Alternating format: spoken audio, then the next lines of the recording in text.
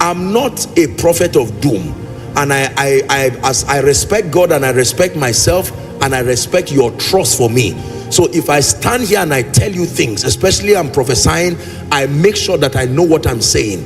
I saw something about next year that will make you need this message, because what I saw is going to be a time of turbulence and serious challenge for believers. So I know this might not be the kind of news you want to hear right now. Something is going to happen in the year 2024, and Apostle Joshua Selman is about to give us the revelation. But amazingly, he did not only share about the troubles that is about to come, he also shared about the solution needed to live and thrive above all the struggles coming along with the year 2024. So please, we advise you stay with this video till you get all you need to get from it. Let's get straight to the video. I'm not a prophet of doom, and as I respect God and I respect myself and I respect your trust for me. So if I stand here and I tell you things, especially I'm prophesying, I make sure that I know what I'm saying. I saw something about next year that will make you need this message, because what I saw is going to be a time of turbulence and serious challenge for believers. I'm not a prophet of doom. My teaching grace is enough for me like that. I mustn't prophesy. But if I open my mouth and I tell you something, you just believe it. So don't ignore when you see God bring things like this. He's redeeming the future. There is something he has seen. You see that now? I saw many people folding their companies, and people, both father and mother, losing jobs at the prime, not even knowing what to do. PTA meetings happening, and teachers are saying, you cannot drive our children. Why don't you structure the payment? When I saw that thing, my heart, I said, God, what is the meaning of this? When God shows things like this, it's not to put fear, but he's showing it so that believers can be prepared. Now you have something on ground. God has shown you mercy. I wish I had the time. I would have taught you on financial carelessness. There are people who are going to spend everything God gave them this December and then suffer by January. Hear this servant of God, don't. There is nowhere written in the Bible that if you don't eat cow and chicken, you will not commemorate the birth of Jesus. Live a modest and a decent life within your means. Are we together now? Remember the dream of Joseph. 7 years of plenty. If you have the money, fine, you, God bless you.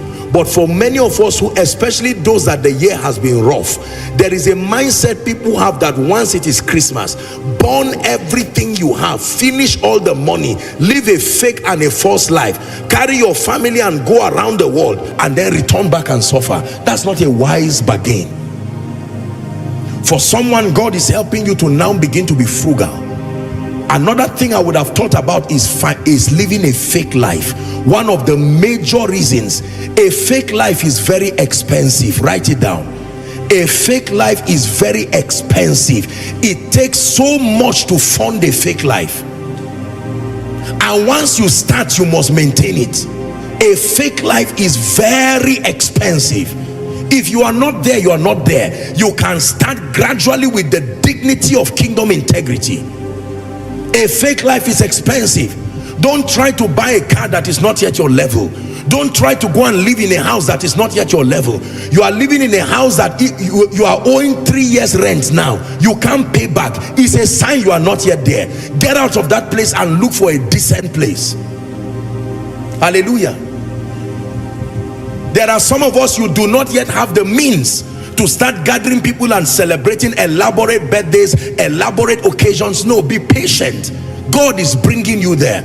Even for schools, as much as I would want you to educate your children at the highest level, you must be wise and keep them within your budget. Find the best school that your budget can afford. If your child is on scholarship, that is fine. Otherwise, find the budget, the school that your budget can afford. But by all means, Koinonia, please hear me.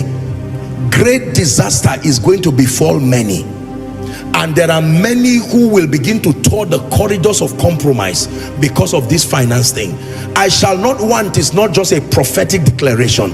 It is a declaration that comes with responsibilities. and the responsibility is learn all you can.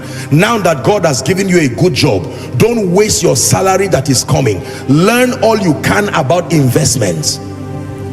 Are we together now? Meet intelligent people with integrity who know what they are saying, not people playing games all around the internet, deceiving and fooling people. Don't fall prey to some of these things. Seek counsel. So we just heard from Apostle Joshua Selman, and I believe some of you would like to get the full sermon where he spoke more in detail. So I'm going to do well to leave the link right down there in the description section. But for those of us who would prefer an audio only version to this message, I'll also leave the link to that as well. So for the meanwhile, feel free to enjoy the rest of this video. There are 5 kinds of investment you must make in your life. Number 1 is your spiritual investment. Number 2, investment in your mind. Let me give you this and then we'll wrap up. 5 kinds of investment. Number 1, your spiritual investment. When I talk of investments, I'm not just talking of putting money. Your relationship with Jesus is a potent investment that has returns, even financial returns. Number 2, mental investments. What you store in your mind is there. You don't need to refrigerate it, you don't need to warm it. It is there and will always be ready to be delivered when needed. Number 3, invest in your health and your well-being. It's an investment. Invest in your health and your well-being. It's often said that people deteriorate their health to make money, then they use the money they have made to now maintain their health that is now deteriorated. Don't be like that. Invest in your health and your wellness. Number 4, invest in strategic relationships. Relationships are an investment. They bring returns, mighty, marvelous returns.